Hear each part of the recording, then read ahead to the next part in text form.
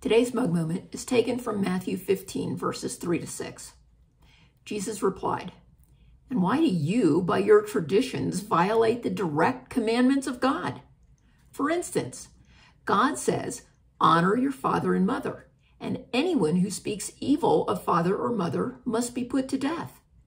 But you say, you don't need to honor your parents by caring for their needs if you give the money to God instead.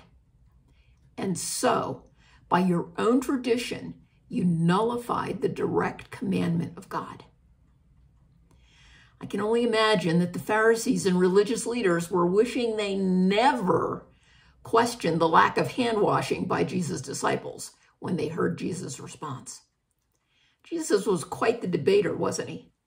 He turned the Pharisees' question right back on them by pointing out the fact that instead of keeping the actual law, they were allowing the Jewish people to disobey the commandment to honor parents by creating a loophole that allowed people to give to the church the money that should have been spent to care for their parents.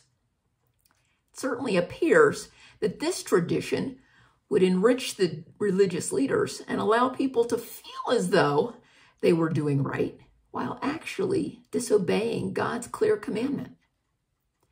It's easy to rationalize our behavior sometimes, to make excuses, but God has given us his word so that we can understand how to live. The simplest instructions he gives us: love God, love people. All of the other instructions are based on those two principles. When we act in accordance with those instructions, we will become the people God intends for us to be. We will grow more like him, and we will show his love and kindness to those around us.